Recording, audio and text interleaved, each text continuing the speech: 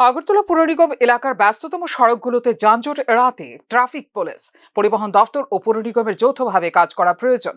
শহরের no parking জোনগুলোতে নিয়মিত নজরদারি রাখতে হবে। প্রয়োজনে ট্রাফিক আইন ভঙ্গকারীদের বিরুদ্ধে কঠোর ব্যবস্থাও গ্রহণ করতে হবে। সোমবার রাজ্য সচিবালয়ে ট্রাফিক দপ্তরের পর্যালোচনা সভায় এই নির্দেশ দিয়েছেন মুখ্যমন্ত্রী ডাক্তার মানিক সাহা।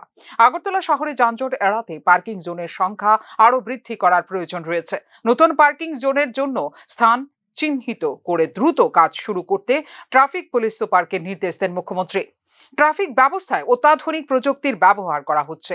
নাগরিকগণ যাতে রাস্তায় নিরাপদে চলাচল করতে পারেন সে বিষয়ে রাজ্য সরকারের বহুমুখী পরিকল্পনা গ্রহণ করে কাজ করছে বলে পর্যালোচনা সভায় উল্লেখ করেন মুখ্যমন্ত্রী।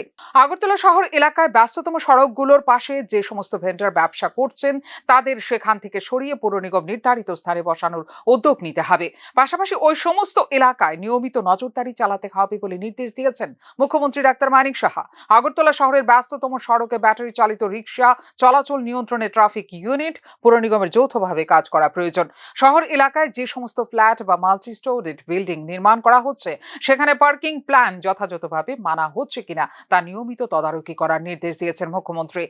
15 বছরের অধিক যানবাহনগুলোর স্ক্র্যাপিং যথাযথভাবে হচ্ছে কিনা তা পর্যবেক্ষণ করার প্রয়োজন। পাশাপাশি গাড়ির সংখ্যা বৃদ্ধি রোধে গাড়ি বিক্রি নিয়ন্ত্রণ করার প্রয়োজনীয়তা রয়েছে। ফ্লাইওভার যানবাহনের গতি নিয়ন্ত্রণে ট্রাফিক পুলিশকে আরও সচেষ্ট থাকতে হবে। শহরে যে সমস্ত রাস্তা প্রশস্তকরণের কাজ হাতে নেওয়া হয়েছে তা দ্রুত শুরু করতে পূর্ত দপ্তরের সচিব কিরণ গীতিকে নির্দেশ দিয়েছেন মুখ্যমন্ত্রী ডাক্তার মানিক সাহা। ফিউরো রিপোর্ট, নিউজ নাও।